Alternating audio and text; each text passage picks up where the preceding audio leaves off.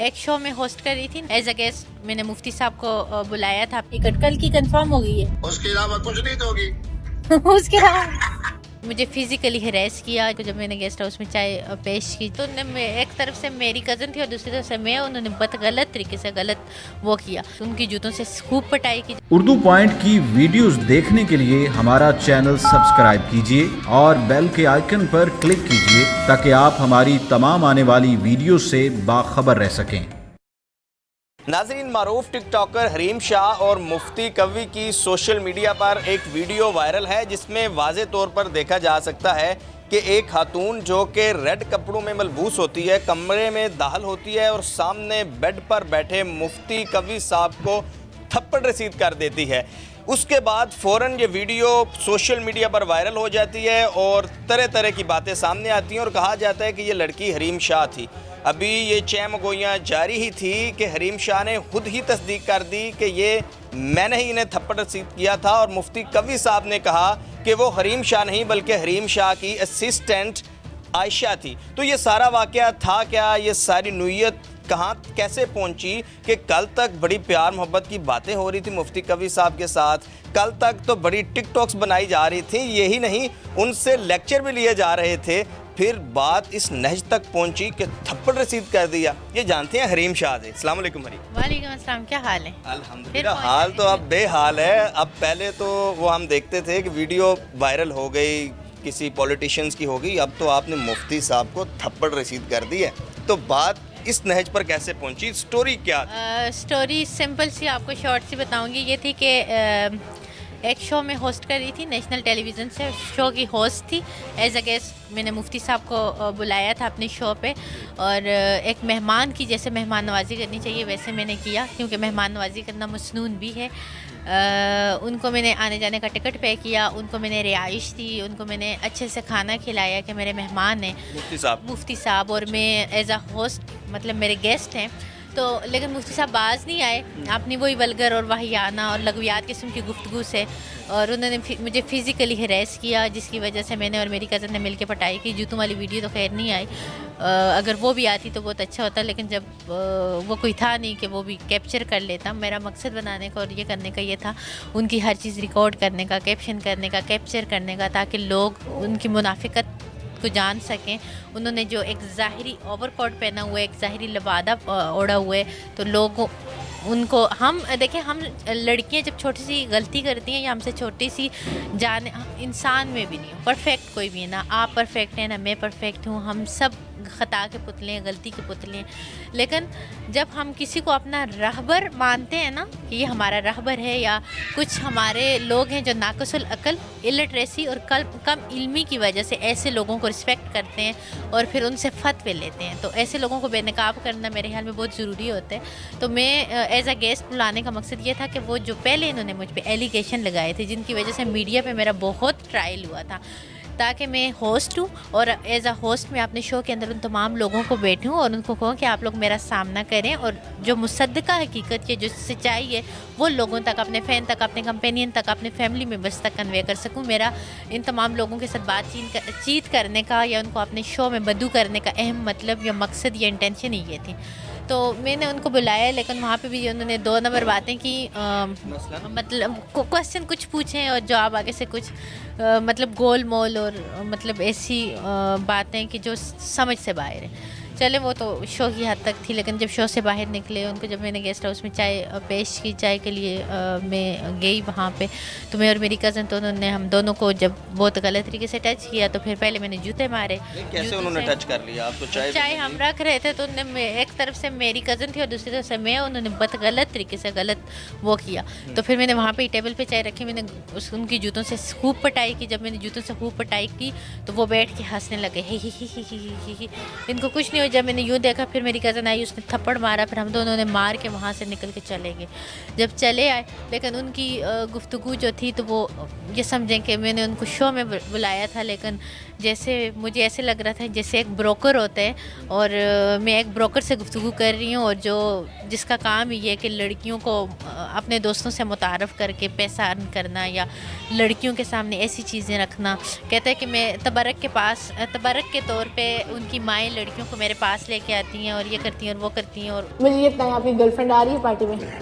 और यार एक नहीं होगी, बहुत सारी होगी। तो बहुत ज्यादा। मुफ्ती अब्दुल कवी के कुर्ब में बैठना खवातीन की ख्वाहिश है। अच्छा, अस्तगफिरुल्लाह, इस तरह की गुफ्तगू और बहुत ही गलत और बहुत ही लीच और बहुत ही नहीं, मुफ्ती साहब ने जब आपने कहा कि आप चाय लेकर आई, उन्होंने वो आपको जो है वो बातें झूठ बोल रहे हैं। मेरे पास उनके टिकट मौजूद हैं, मैंने जो उनको 50,000 की उनके अकाउंट में पैसे भेजे हैं वो मौजूद है, उनका जिस चेक पे भेजे हैं वो सारा कुछ मेरे पास है। कल की मैंने आने की कर दी है, वापसी की आपकी या मुल्तान की कर दूंगी या डायरेक्ट कर दूंगी, जिधर का बोलेंगे। कल की एजेंट ने कर दी है, अभी वो मुझे भेजता है टिकट, कल की कंफर्म हो गई है। अच्छा चलो, अब जनाब आपको पेशानी को पोसा देते हुए इजाजत। और 50,000 रुपीज आपको मिलेंगे, ठीक है, इस शो के आने जाने का टिकट। मैंने आपको वो अपना चेक जो है ना उसका फोटो स्टेट भी भेज दिया है। चेक सो भाई आप कैश ले लीजिएगा, मैं आपको दूंगी आते साथ, पहले आपको कैश दूंगी फिर आप प्रोग्राम में जाना। आप सिर्फ कैश दोगी बस? 50,000 कैश दूंगी और आने जाने का टिकट, उसके अलावा कुछ नहीं दोगी? उसके अलावा चले मैं एजेंट ने कंफर्म कर दिया, अभी मुझे भेजते हैं ना तो मैं आपको टिकट सेंड करती हूँ, ठीक है? अच्छा ये बताओ कि आपने कलमा शरीफ पढ़ा है ना? जी मैंने कलमा पढ़ा है, ला इलाहा इल्लल्लाह मुहम्मद रसूलुल्लाह। आप जरा जबान निकालो। चलो अल्लाह के सपोर्ट। अस्सलाम वालेकुम। वालेकुम अस्सलाम। बस एक दफ़ा ये मेरे शो पे आए, मैं लोगों के सामने क्लियर करूं कि वो जो इसके साथ जो पहले सेल्फी किसी लड़की की वायरल हुई थी वो मैं नहीं थी, और इन्हें जितनी झूठी बेबुनियाद बातें मुझ पे की थी उनको क्लियर करना था, और इसके अलावा कोई और इंटेंशन नहीं थी। लेकिन मुझे क्या पता था कि इस तरह की बातें करेंगे तो मेरे हाथ से पटाई भी करेंगे और पटाई भी खाएंगे, और ऐसे लोगों को और ऐसे इब्लीस और ऐसे शैतान लोगों को बेनकाब करना बहुत ज़रूरी होते हैं, जो हमारे इस्लाम की साख को नुकसान पहुंचाने के लिए कोशार है। मुफ्ती साहब ने कहा है कि वीडियो बनाने का, वायरल करने का सिर्फ एक मकसद था, और वो ये था कि वो पॉपुलैरिटी हासिल करना चाहती हैं या पैसे कमाना चाहती हैं। पैसे राज़िक अल्लाह तबारक व तआला की ज़ात है, और रिज़्क अल्लाह ने हर एक के मुकद्दर और नसीब में लिखा है। पैसा भी अल्लाह ने हर एक के मुकद्दर और नसीब में लिखा है, वो अल्लाह देगा, ठीक है? ना कोई किसी का खालिक है, ना मालिक है, ना मुदब्बिर है और ना राज़िक है। इन चीज़ों को आप साइड पे रखें। मेरा वीडियो बनाने का मकसद, उनको जलील करने का मकसद और उनकी गुफ्तगू रिकॉर्ड करके लोगों तक पहुंचाने का मकसद ये था कि ये एक जाहिल इंसान है, ये एक इब्लीस इंसान है। जो लोग इलिटरेसी की वजह से या इलिटरेट लोग हैं, जो कम अकल लोग हैं, जिनके पास नॉलेज नहीं है, वो इनकी राह पे चल के इनको मुफ्ती मान के इनकी इत्तबा करके इनके पैरोकार हैं, तो वो इन चीज़ों से दूर हो जाएं, क्योंकि ये मुफ्ती नहीं है। का ये भी कहना है, सोशल मीडिया पर हम देखते हैं कि हरीम शाह कभी किसी पॉलिटिशियंस की वीडियो वायरल कर रही है, तस्वीर वायरल कर रही है। ये हरीम सिर्फ मीडिया में रहना चाहती है, बस ये फोकस में रहना चाहती है, इसका और कोई मकसद नहीं? मैं अल्हम्दुलिल्लाह वैसे भी मीडिया मैन हूँ, और फेम देने वाली ज़ात अल्लाह तबारक व तआला की होती है। आपको कितना फेम मिलना होता है, या आपने किस हद तक आगे जाना होता है, या आपकी नसीब में कितनी पॉपुलैरिटी है, वो आपकी हाथों की लकीरों में होते हैं, वो इससे नहीं होता। मैं एक बहादुर लड़की हूँ, और मैं ऐसे लोगों को और ऐसे इब्लीस का मुकाबला हमेशा करती रहूँगी, चाहे उसके लिए मुझे कितना ही क्रिटिसाइज़ क्यों ना करना पड़े, चाहे कितना ही मेरा ट्रायल क्यों ना हो, चाहे कितना ही मुझे लेट डाउन क्यों ना किया जाए, चाहे कितनी मेरी तजलील क्यों नहीं की जाए। लेकिन लोगों को अपनी हदूद में, अपनी क़ुयूद में रहना चाहिए, और ऐसे लोगों से मेरे ख्याल में हर एक इंसान को बचना चाहिए। पहले भी हमने देखा है कि मुफ्ती साहब का कंदील बलोच के साथ इस तरह कुछ ताल्लुकात बिगड़े थे, फिर कुछ दिनों बाद कंदील बलोच की डेड बॉडी मिली थी, लाश मिली थी, तो क्या आपको डर नहीं लगता? डर वाले दिन पैदा ही नहीं हुई मैं। शैतान और इब्लीस से नहीं डरती, मैं क्यों डरूं? मैं सुबह उठ के ये पढ़ती हूँ, बिस्मिल्लाहिल्लज़ी ला युज़रु मास्मी शैउन फिल अर्ज़ि वला फिस समाई व हुवस समीउल अलीम, आयतुल कुर्सी। अल्लाह मेरा मुझे प्रोटेक्ट करेगा, और अल्लाह ही ने मुझे पैदा किया, और वही प्रोटेक्शन मेरी जो है, मैं अपने आप को अल्लाह के हिफ्ज़ व अमान की और उसकी वो अल्लाह से दुआ करती हूँ कि अल्लाह मुझे अपने हिफ्ज़ व अमान में रखे। बाकी लोग किसी का कुछ नहीं बिगाड़ सकते, बुज़दिल मत बने। गीदड़ की 100 साल ज़िंदगी से शेर की एक दिन की ज़िंदगी बेहतर है। अगर आप ऐसे मर्दों का मुकाबला करें तो ना रेप हो, ना मर्दों को इतनी हिम्मत मिले कि वो औरतों को जलील कर सकें। दुनिया में घूमो फिरो, चिल करो, एंजॉय करो, दुनिया को ऑब्जर्व करो, एनालाइज करो, और हर जगह जाओ जहाँ अल्लाह ताला आप सबको तौफीक दे, मुझे फिरने के लिए तो बड़ा पैसा चाहिए होता है, तो वो फिर कहाँ से आता है? ये FBR वाले क्वेश्चन आप मुझसे क्यों कर रहे हैं? नहीं हम क्योंकि हम भी घूमना चाहते हैं ना, तो हमारे पास इतने पैसे नहीं होते कि हम कहीं घूमें, तो इसलिए हमें भी कुछ मालूम हो जाए कहाँ से आ रहे हैं पैसे।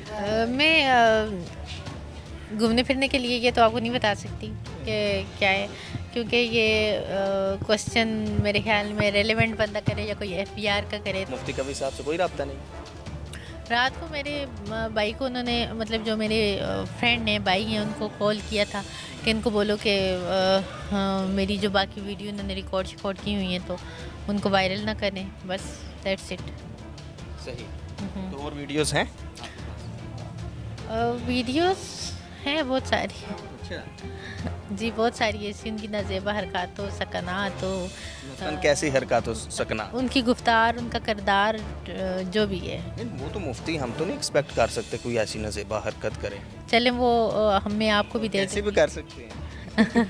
वो आपको भी मिल जाएंगे, आप भी खुद देख लीजिएगा।